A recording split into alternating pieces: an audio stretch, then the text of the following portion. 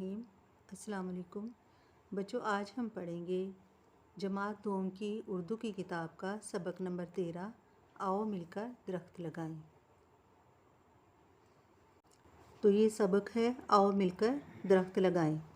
सबक पढ़ने से पहले सबक का थोड़ा सा तारुफ करवाना ज़रूरी है। हासिलात ताल्लुम, हासिलात ताल्लुम किसे कहते हैं? ये सबक पढ़कर जो चीज़ें हमें हासिल होंगी, जो हमें सबक में से, लेसन में से जो भी हमारे माइंड में आएगा या चीज़ें हम सीखेंगे, उन्हें हासिलात ताल्लुम कहते हैं। तो हम कौन कौन सी चीज़ें सीखेंगे इस सबक की तकमील के बाद, यानी इस सबक को मुकम्मल करने के बाद आप इस काबिल हो जाएंगे कि अल्फाज सुनकर उर्दू के हरूफ, अरकान की आवाज़ों और तलफ़्फ़ुज़ का सही अदराक कर सकेंगे। इस लाइन का मतलब ये है बच्चों कि जब आप ये सबक पढ़ लेंगे तो कुछ ऐसे हरूफ भी हैं जिनकी आवाज़ें आपने पहले अदायगी का नहीं पता, आप उनको भी जान सकेंगे कि ये अल्फाज किस तरह पढ़ने हैं। और 1 मिनट में 50 कसीरुल इस्तेमाल अल्फाज दुरुस्त तरीके से पढ़ सकेंगे। ये उस वक्त मुमकिन है जब आप किताब की रीडिंग बार बार करेंगे तो आप 1 मिनट में 50 अल्फाज पढ़ सकते हैं। अलिफ बाई तरतीब से अल्फाज को दर्ज कर सकेंगे, यानी जो हरूफ तहजी तरतीब से अलिफ वाले अल्फाज को बे वाले, पे वाले, ये अलिफ बाई तरतीब होती है, आप उसको भी कर सकेंगे। फ़ेल की इकसाम के बारे में जान सकेंगे, फ़ेल की कितनी इकसाम है, माजी, हाल, मुस्तकबिल, उसकी पहचान करके बता सकेंगे, अपने स्कूल का पता लिख सकेंगे। तो बेटा हमने लास्ट लेसन में भी यही पढ़ा था कि स्कूल का एड्रेस जो है और घर का एड्रेस हर बच्चे को आना चाहिए। पढ़ी, सुनी और देखी गई मालूमात का अमली ज़िंदगी से राब्ता कर सकेंगे, यानी अमली ज़िंदगी में आप जो देखेंगे रोज़मर्रा के होने वाले वाक़यात में जो भी आप देखेंगे, फिर आपको पढ़ी सुनी बातें भी याद आएंगी कि हमने ये भी फ़लाँ जगह पे पढ़ा था। घर, स्कूल और मोहल्ले में आम इस्तेमाल की चीज़ों, फर्नीचर, पौधे, बैरूनी दीवारें और बिजली के खंभों वगैरह का ख्याल रख सकेंगे और इनकी अहमियत बयान कर सकेंगे। यानी जब आप अपना सबक पढ़ोगे तो फिर आपको अपने घर में इस्तेमाल वाली चीज़ों की अहमियत होगी कि उनका किस तरह ख्याल रखना है, और घर के बाहर मौजूद चीज़ों को भी आप ख़राब होने से बचाएंगे। इसके बाद है कि सोचें और बताएं आपको पौधे और दरख्त कैसे लगते हैं। तो ये बच्चों आपने बताना है कि आपको दरख्त अच्छे लगते हैं कि नहीं। मेरा ख्याल है कि हर एक को दरख्त अच्छे लगते हैं। दरख्तों का कोई एक फ़ायदा बताएं। दरख्तों का सबसे बड़ा फ़ायदा तो ये है कि वो हमें ऑक्सीजन फ़राहम करते हैं, जिससे हम सांस लेते हैं। और दूसरा सवाल ये है कि क्या आप जानते हैं पाकिस्तान में दरख्त लगाने की मुहिम हर साल चलाई जाती है। इसको आमतौर पर शजरकारी का हफ़्ता कहते हैं, यानी हर साल पाकिस्तान में एक हफ़्ता स्कूलों में भी और वैसे भी कौमी तौर पर भी एक मनाया जाता है ऐसा हफ़्ता जिसमें दरख्त लगाए जाते हैं और सब लोग इसमें भरपूर हिस्सा लेते हैं। उस हफ़्ते को हफ़्ता शजरकारी कहते हैं। तो सबक शुरू करते हैं। आओ मिलके दरख्त लगाएं, ये इसका उन्वान है। और तलफ़्फ़ुज़ सीखें। ये वो अल्फाज हैं जो आपने लिखने भी सीखने हैं। इनको देखकर बार बार इनको लिखिए ताकि आपको लिखने आएँ। रे, वाव, नून, काफ, रौनक। और शजरकारी, शजरकारी भी इतना मुश्किल नहीं है। ये शीन, जीम और रे, शजर कारी बहुत आसान लफ्ज़ है। मुबारक, ये भी आसान लफ्ज़ है। असम्बली थोड़ा सा मुश्किल लफ्ज़ है, लेकिन जब आप इसकी 3-4 दफ़ा प्रैक्टिस करोगे तो ये भी लिखना आ जाएगा। इसके बाद है सुरीली। सुरीली हम जो लफ्ज़ है ये आवाज़ के लिए इस्तेमाल होता है, खूबसूरत आवाज़ के लिए। और झूम, झूमना ये हिलने के लिए इस्तेमाल होता है। जैसे दरख्त हवा में हिलते हैं तो उसको कहते हैं कि दरख्त झूमते हैं। ये भी बहुत मुश्किल वर्ड नहीं है, इजी है, लिखा जाएगा। और गीत, गीत यानी गाना, कोई भी गुनगुनाना किसी चीज़ को उसे गीत कहते हैं। फर्नीचर, फर्नीचर घरों में इस्तेमाल वाली चीज़, और इसको भी 2-3 दफ़ा लिखेंगे तो आपको इसको ठीक तरह लिखना आएगा। ज़रूरत। अब हम सबक पढ़ते हैं। आज स्कूल में खूब चहल पहल थी। चहल पहल जो लफ्ज़ है इसका मतलब है रौनक। ये रौनक और चहल पहल एक ही मीनिंग रखते हैं दोनों में। आज स्कूल में खूब चहल पहल थी। सारा स्कूल सजा हुआ था, यानी खूबसूरत तरीके से उसमें डेकोरेशन की हुई थी, सजाया हुआ था। क्यारियों में फूल खिले थे। क्यारियाँ बच्चों किसे कहते हैं? क्यारियाँ वो जगह होती हैं जो कि स्कूलों में कच्ची जगह पर एक साइड पर पौधे लगाने के लिए मिट्टी रखी जाती है और उस पर ईंटों की बाड़ बना दी जाती है, उन्हें क्यारियाँ कहते हैं। क्यारियों में फूल खिले थे जैसे मुस्कुराकर कह रहे हों, शजरकारी का दिन मुबारक हो, यानी दरख्त लगाने का दिन मुबारक हो। असम्बली शुरू हुई। स्कूल में जो सुबह के वक्त जाते ही दुआ होती है उसे असम्बली कहते हैं। असम्बली शुरू हुई, बच्चों ने पहले दुआ पढ़ी, फिर कौमी तराना। इसके बाद जमात पंजम के 3 बच्चों को दावत दी गई, उन्होंने गीत गाया। तो जमात पंजम के बच्चों ने क्या गीत गाया? आओ बच्चों आओ मिलके दरख्त लगाएं। बच्चों की सुरीली आवाज़ लगता था दरख्त झूम रहे हैं। सुरीली यानी खूबसूरत आवाज़ से ऐसे लगता था कि दरख्त झूम रहे हैं, खुश हो रहे हैं, खुश होकर हिल रहे हैं, नाच रहे हैं।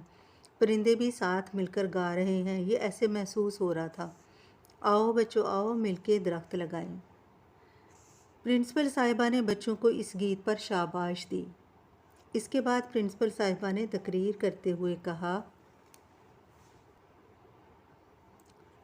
प्यारे बच्चों, दरख्त हमारी हवा को साफ़ रखते हैं। सबसे पहला फ़ायदा दरख्तों का यही है कि वो हमारी हवा को साफ़ रखते हैं। वो किस तरह हमारी हवा को साफ़ रखते हैं? वो हवा में से कार्बन डाइऑक्साइड जो है वो हासिल कर लेते हैं और ऑक्सीजन छोड़ते हैं, जिससे हमारी हवा साफ़ रहती है। हमारे घरों, स्कूलों और दरख्तों को खूबसूरत, सड़कों को खूबसूरत बनाते हैं। हमें फल देते हैं, फर्नीचर, खेलों का सामान और हमारी ज़रूरियात की कई चीज़ें दरख्तों से हासिल होती हैं। अब आप एक सवाल है यहाँ, उसका जवाब बताइए कि 5वीं जमात के तलबा ने कौन सा गीत गाया? तो बच्चों ये आपको आना चाहिए, 2 लाइनें हैं सिर्फ, आओ बच्चों आओ और मिलके दरख्त लगाएं। और यहाँ आगे एक सवाल आएगा कि कौन सी जमात के बच्चों ने गीत गाया, इसलिए आपने अपने माइंड में रखना है कि 5वीं जमात के बच्चों ने ये गीत गाया। अगले सफ़े पर बच्चों हम पढ़ते हैं, हमारे मुल्क में आजकल शजरकारी का हफ़्ता मनाया जा रहा है। सब लोग पौधे लगा रहे हैं, हम भी आज स्कूल में पौधे लगाएंगे। ये पौधे बड़े होंगे, दरख्त बनेंगे, हमारा स्कूल बहुत खूबसूरत लगेगा। बच्चों ये जो है ये प्रिंसिपल साहिबा ने जब तकरीर की तो उन्होंने ये बताया कि बच्चों शजरकारी का हफ़्ता चूँकि पूरे मुल्क में मनाया जा रहा है, इसलिए हम भी अपने स्कूल में मना रहे हैं। असम्बली ख़त्म हुई, सब मैदान में जमा हो गए। माली ने मुख्तलिफ़ जगहों पर छोटे छोटे घड़े खोद रखे थे। सब ने मिलकर इन घड़ों में पौधे लगाए। तो बच्चों क्या आप जानते हैं कि जब एक घड़े में पौधा लगाया जाता है तो घड़ा कितना गहराई पे उसको निकाला जाता है? घड़े को कितनी गहराई पे खोदा जाता है?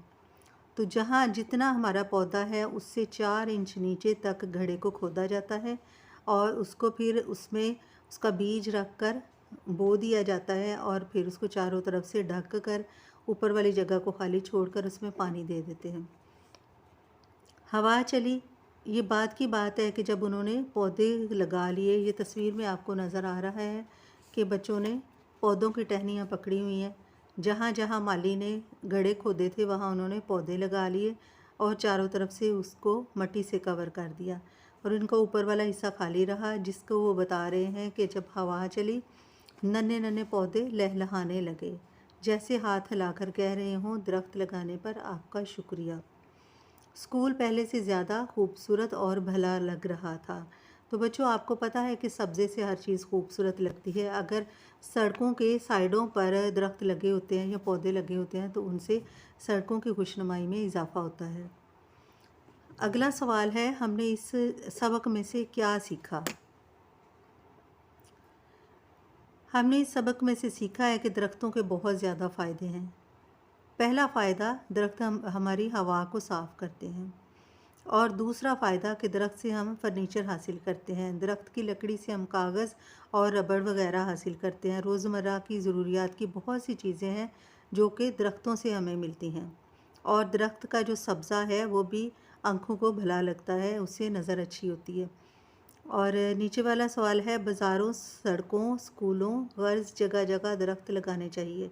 यानी हमें क्या करना चाहिए? हमें जब भी मौका मिले, हमारे पास अगर जगह हो मुयस्सर, तो हमें वहाँ दरख्त लगाने चाहिए, क्योंकि दरख्तों से ही हमारी ज़िंदगी बेहतर है। और फिर ये है कि एक क्वेश्चन ठहरें और बताएं, यानी आगे बढ़ने से पहले बच्चों से एक सवाल है कि माली ने घड़े क्यों खोद रखे थे। तो बच्चों इसका जवाब आप खुद दें कि माली ने घड़े क्यों खोद रखे थे।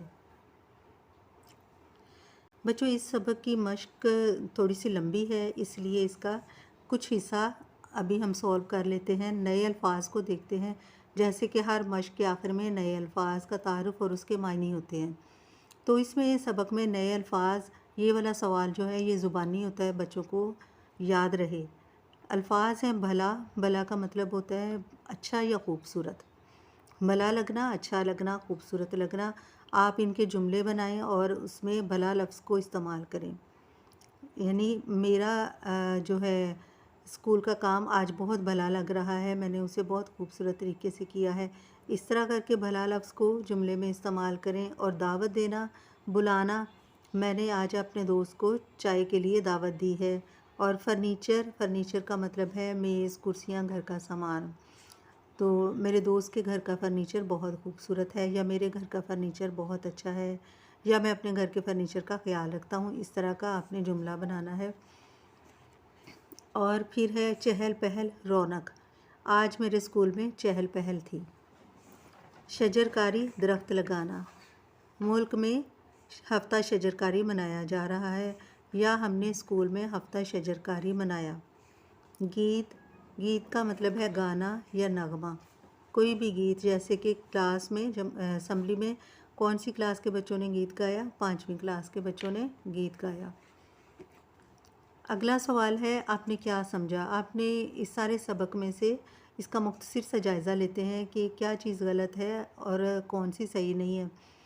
दुरुस्त जवाब के सामने ये टिक का निशान लगाना है। स्कूल में मनाया जा रहा था, स्कूल में क्या मनाया जा रहा था? सफाई का दिन, शजरकारी का दिन, बच्चों का दिन, या माहौल का दिन।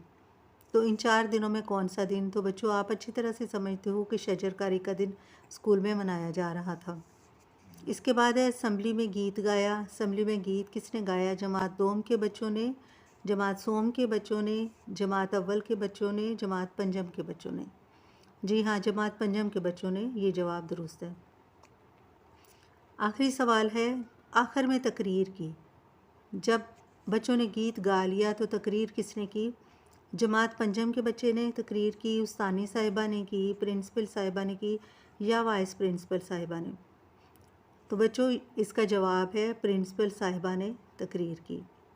इस तरह बच्चों ये हमारा जो सबक है ये तकरीबन आधा मुकम्मल होता है। इसके बाद इंशाल्लाह इसकी मश्क को हल करेंगे। तब तक इसकी बार बार रीडिंग कीजिए और मुश्किल अल्फाज के मायने और अल्फाज को जुमलों में ज़रूर इस्तेमाल कीजिए। इस तरह बार बार पढ़ने से आप वो जो शुरू का एक सवाल है कि 50 लफ्ज़ 1 मिनट में पढ़ सकते हैं, तो वो आप पढ़ सकेंगे। इंशाल्लाह मश्क के साथ मिलेंगे। अब तब तक के लिए अपना ख्याल रखिए। अल्लाह हाफिज़।